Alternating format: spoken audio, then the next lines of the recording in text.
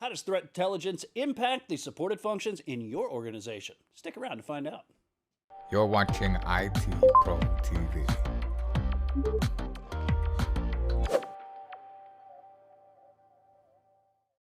Hello, ladies and gentlemen. We're bringing you more of that CySA Plus, and you know, when it comes to threat intelligence sharing with supported functions, I think we're going to kick it off with risk management. Dan, help me out with this one. Yeah, let's do that. This would definitely be during that dissemination phase of the intelligence lifecycle, right? This is where we're starting to take the things that we have figured out, analyzed, and learned, and starting to actually apply that in some way, shape, or form. And the different functions within your organization are going to work with them somewhat similarly and somewhat differently. But let's just kind of go through, like Wes said, and we'll start with risk management.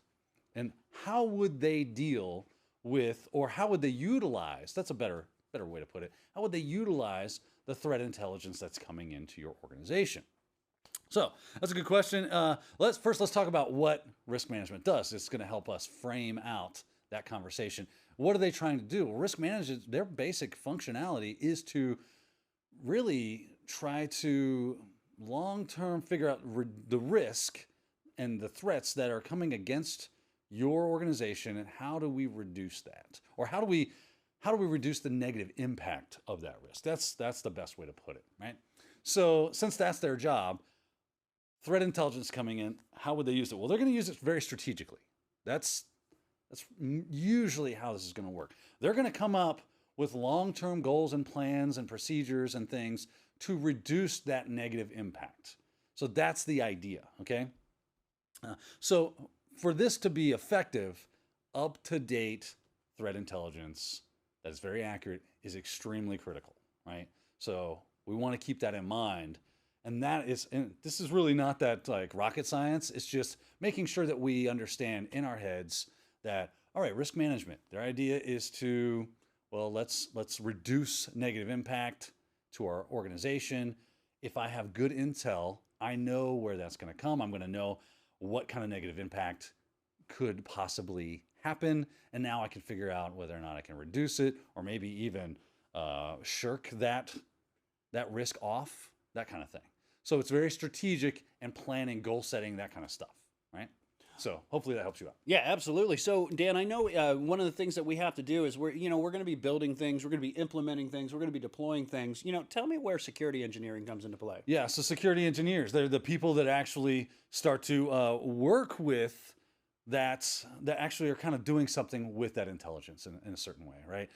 If you're a security engineer, you're the person that's probably implementing security controls, right? Because your job is to try to not so much reduce the negative impact of the threat, but to reduce the threat surface, so there's not so much of a target to hit.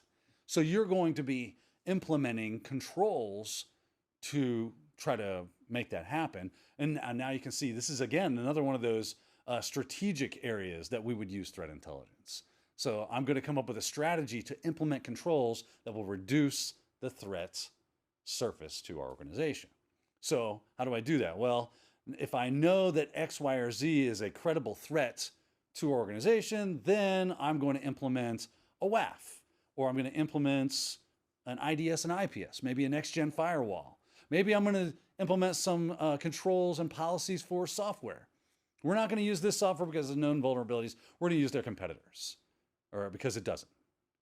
That's the kind of thing. That's what a security engineer does. They take that threat intelligence and they use it to help them guide what it is they're going to actually do to reduce that attack surface. So that's how that works out.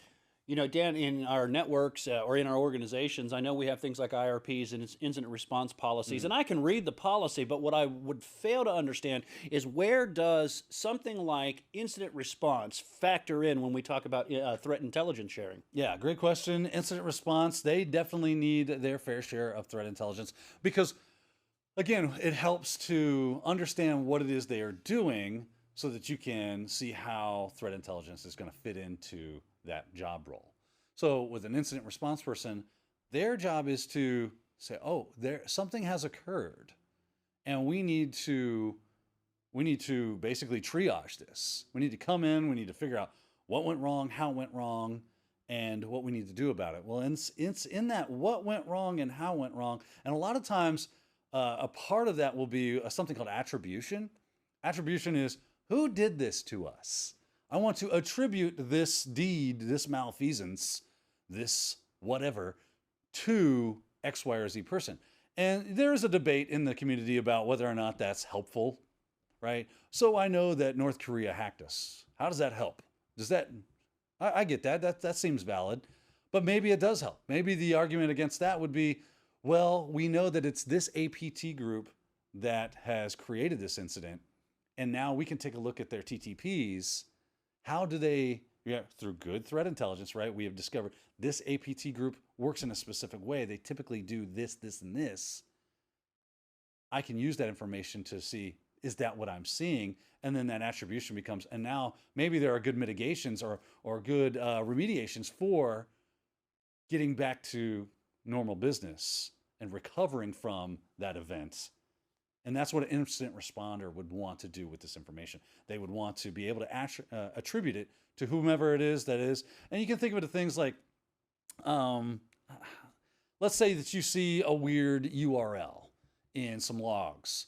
Is that URL associated with any known malware or phishing sites or something to that effect? Well, you can go and look at that reputation, see if that is any kind of association with something that's malicious that we know of. And from there, you can start creating that chain and finally going back to where it started from. So that's the idea of I'm an incident responder and I need to do the best job I can at trying to get attribution, also taking forensics, things of that nature. So having good threat intelligence is going to help me in that function. When you kicked us off, Dan, you talked a little bit about things like risk management and more, specifically that life cycle, right? And its identification and evaluating. But one of the things you said is that we are prioritizing things like threats and vulnerabilities, right? Yes. So vulnerabilities, once we've identified them, we have to manage those vulnerabilities. So where does vulnerability management come into play? Okay, yeah, great question. When you're performing things like vulnerability assessments and you've discovered these vulnerabilities through a scan or what have you, you've got these vulnerabilities. How do we get that how do we know that's a vulnerability? Well, good threat intelligence, right? It's been discovered, it's been vetted, it's been understood and classified to some extent. Now it's being disseminated. If I get that information, I'm now able to discover threats that I previously was unable to discover. So I'm going to get good, new, true positives. Great. That's something we want. Flip side to that, though, is that this will also cause you to get more false positives because you cast a wider net. The more rules you add to whatever system it is that you're using, it's going to have that effect of doing that. So you got to be prepared for this. But the ultimate idea here is that we are keeping up to date with the vulnerabilities that may be something that we have to look out for. Now, this is also like emerging threats as well, because obviously emerging means it's new, it's novel. So how do we deal with these new IoT attacks? What's the vulnerability, the vulnerabilities to my organization with regards to IoT? With regards to things like deepfakes, which is still relatively new, is that going to impact my organization? How would a phishing campaign using a deepfake technology impact? I need good intel on that. And that's how that's going to work itself out. A couple others I thought of one more is AI fuzzing, right? How do I deal with the idea that machine learning and AI is going to be doing the heavy lifting for threat actors out there and drastically decreasing their time to discovering zero-day vulnerabilities? That's going to make me have more fires to put out because they're able to create more fires a whole lot faster than they used to. So I need, as a vulnerability management personnel or as that function, I need good threat intelligence so that I can be better ahead of those things as they emerge into the wild. In security engineering, one of the things you said you kind of discussed is that building from the ground up, that security, you implement things like your IDPSs, and I'm combining both of those, and I know a lot of people do today. You're implementing things like web application firewalls, right? They're actively monitoring, detecting. So how does detection and monitoring, come into play when you're talking about not just specifically the hardware, but threat intelligence sharing? Yeah, we did kind of touch on this already because you're looking for new stuff or looking for that ability. In detection and monitoring, you're going to kind of pull some of that from the vulnerability assessments is how I need to know the best way to look for threats that might be being lobbed or attacks against our organization. And we usually typically do that through detection. I don't want to have to wait until it's done. I'd love to be proactive. So if we're not engaging in a very robust detection and monitoring function in our organization, we're doing ourselves a disservice. So that comes back into play. So if I have cutting edge, bleeding edge threat intelligence, the best, the latest and greatest that's out there, and that's being disseminated to us through whatever threat feeds that we're getting stuff from. Maybe we're doing our own, maybe we're collaborating in something like an ISAC or whatever. I'm going to take that information and I'm going to apply it to that function, that detection and monitoring. So again, I'm going to be applying new rules. I'm going to be applying a larger scope, and that is going to give me those lovely new true positives. Great, I found something I wouldn't have found before. But again, that inverse is also true. It comes and bites us. Good news is I don't know what the ratio is. If I find 10 new true positives, does that necessarily mean I find 10 new false positives as well? Not necessarily. These things have an unknown scale, at least in my estimation, in my experience. But you will, just by nature, see those both increase. So it does give us some work to do, to where we have to do more intelligence and gathering, excuse me, and to start to figure out, okay, this is definitely a false positive. We need to then mark that as such. So that we will start to filter those out as well, because as we throw that larger net, we're going to start grabbing those true or false positives, as it were. I got a frog in my throat. There you go. So just be on the lookout for that in that functionality, but that's how they would employ good threat intelligence. All right, ladies and gentlemen, that's all the time we got for this episode. Remember some of the support functions that we talked about: risk management, security engineering, not all, but we got incident response as well as vulnerability management. And then finally, making sure that we're detecting and monitoring those. Now, we got a lot more coming up in the CySA Plus episodes, but not in this episode. You're going to have to join us. Take care. Thank you for watching IT Pro TV.